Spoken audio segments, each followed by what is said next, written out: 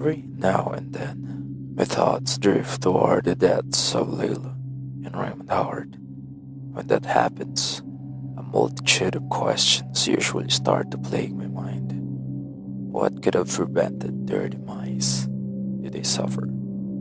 How many chances to save them were wasted? How many warning signs were ignored? But what really pains me to not know is, how did it all end? Sunday, June 29th, 1997. Elderly couple Lela and Raymond Howard from Salado, Texas, decided to go to a date festival in Temple, a nearby town. It was to be a 15-mile trip, and Lela was driving. The couple departed that morning despite earlier objections by Leila's son, who had begged to drive his mother and father himself instead. Lela declined, saying, "No, we know where to go. We go there every year." Leila's son's concerns stemmed from the fact that his 83-year-old mother was showing signs of Alzheimer's disease and was often easily confused at things. At one time, Lela even meant to show up at a local Walmart for morning coffee at 10:30 a.m., but instead arrived at 10:30 p.m., perplexed at why the sun was not yet up. 88-year-old Raymond, too, was showing signs of mental deterioration due to a recent brain surgery done to combat a stroke and head injury. Lela and Raymond, though, were not aware of their own severe mental decline and left for the festival that morning without even telling their other adult son, who lived just next door. The afternoon passed and the Howards didn't return home. However, at a local Walmart in Temple, a greeter there remembered seeing Lela and Raymond coming in for coffee during the afternoon. After that, the couple's movements could not be accounted for. Several children between the two had become immensely worried for their elderly parents' safety, so they contacted the authorities and a missing persons bulletin was posted that day. 3 days later, on Wednesday, July 2nd, a newspaper article was published in the Austin American-Statesman about the missing couple titled, "Elderly Salado Couple Missing on a Trip to Nowhere." It read, "Lela and Raymond Howard are on a 4-day road trip into thin air. The Central Texas couple in their 80s with diminishing health somehow have turned a 15-mile journey for a cup of coffee and a party in a 500-mile-plus misadventure with no known destination."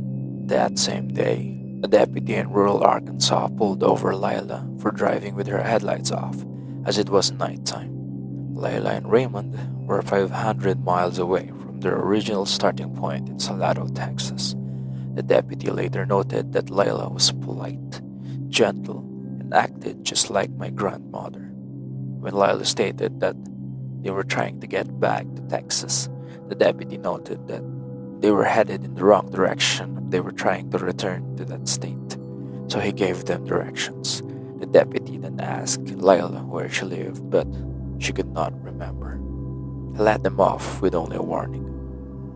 The couple were pulled over again about half an hour later, were driving with their high beams on. This deputy also let them go. Neither of the deputies knew about the newspaper article, nor that the Howards were missing persons. The Howards once again disappeared. The next day, on Thursday, July 3rd, there was another article about the Howards. They had allegedly been spotted at a farmer's market in Arkansas, and authorities in 11 states were on the lookout for them. On Friday, July 4th, another article stated that authorities had narrowed down their search to 3 specific counties in Arkansas. There were no further developments in the search until Wednesday, July 9th, when the couple's story was covered on the CBS Morning News show. Yet another newspaper article was published about the Howards in the Austin American-Statesman, making the front page. The article's editor, Denise Gamino, stopped by the Howards' house and The signs of the couple's mental decay were obvious. There was folded clothing still laying on the bed, as if they had started packing for some sort of long trip.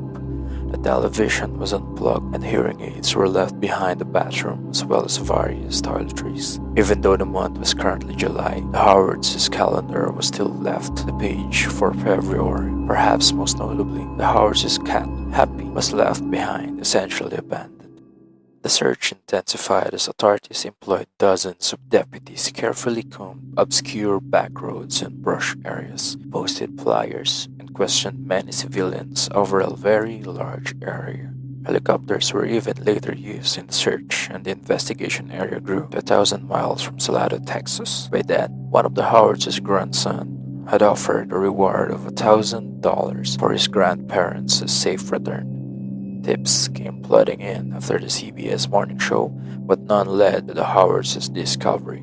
The next day, on Thursday, July 10th, one of the Howards' grandchildren remarked in a newspaper article, "The hardest part is thinking that they are suffering or need us, and we can't get to them." Another obliquely stated, "I just don't think we're going to find them alive now." Unfortunately, everyone's worst fears were finally realized on Saturday, July 12th, when the bodies of Lela and Raymond Howard were discovered in their car by hikers at the bottom of a 25-foot cliff just outside Hot Springs, Arkansas. Raymond was still in the passenger seat, but Lela was about 20 feet away in a ravine, still clutching her purse and car keys. Apparently, after the car went over the cliff, she put it in park, turned off her headlights, opened the passenger side door for her deceased husband, and crawled away to die of her injuries sustained in the crash. There were no skid marks found at the top of the cliff, indicating that Lila's car had driven straight off the edge. A car crash investigator estimated that the car had been going around 50 miles per hour on the stretch of the road leading after the cliff. Lela likely didn't see the cliff edge or was in some way distracted or even become momentarily confused and lost the ability to safely drive. It is not known for how long the Howards' bodies remained undiscovered. Sadly, the crash site where Lela and Raymond's bodies were found was within the zone previously searched by the authorities, but searchers could not see the bottom of the cliff due to the excess brush in their line of sight. Lela and Raymond were later buried next to their respective first spouses. Austin, Texas songwriter Tony Scalzo read the July 2nd newspaper article in the Austin American Statesman in the midst of the search for Lela and Raymond, and later inspired, he wrote a song with his alternative rock band Fastball. Based on Lela and Raymond's disappearance, it was titled The Way. Scalzo said it's a romanticized take on what happened. Scalzo pictured them taking off to have fun like they did when they first met. Scalzo wrote the song before the Howards' bodies were discovered. The album containing The Way, All the Pain Money Can Buy was released in 1998, 1 year after the Howards' bodies were found. Despite The Way's cheerful, optimistic sound, its lyrics are haunting.